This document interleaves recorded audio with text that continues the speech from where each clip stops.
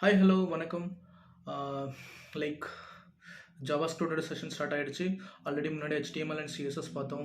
அது மட்டும் இல்லாமல் ஒரு HTML CSS வச்சு நம்ம வந்து ஒரு யூஎக்ஸ் வந்து எப்படி HTML கன்வெர்ட் பண்ணுறதுன்னு பார்த்தோம். ஐ திங்க் ஹோப் எல்லாருக்கும் புரிஞ்சிருக்கும்னு நினைக்கிறேன். சப்போஸ் புரியலன்னா திரும்ப இன்னொரு முறை ட்ரை பண்ணி பாருங்கள்.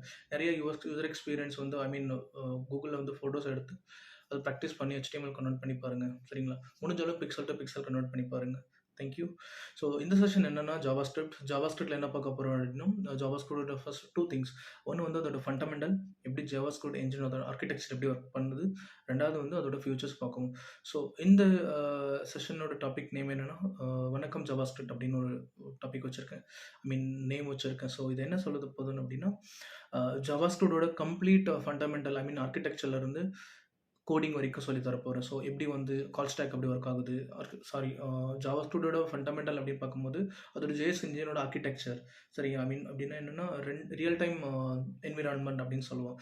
அதுக்குள்ளே வந்து call stack, execution contexts, event loop, callback queue, microtask queue, web APIs, அந்த மாதிரி அதோட கம்ப்ளீட் ஸ்டோரி எப்படி வந்து ஒரு JS கோடு வந்து ரன் ஆகுது, எப்படி ஒரு வேரியபிளை ரீட் பண்ணது, மெமரியில் எப்படி அலோகேட் பண்ணது, ஆல்சோ ஒரு ஃபங்க்ஷன் வந்து மெமரியில் எப்படி போயிட்டு அலோகேட் ஆகுது, எப்படி வந்து ரிட்ரைவ் பண்ணுறோம், ஜாவாஸ்கிரிப்ட் சிங்க்ரோனஸில் ஏசிங்க்ரோனஸா இல்லை எப்படி வந்து ஏசிங்க்ரோனஸ் ஆப்ரேஷன் மேக் பண்ணுறது.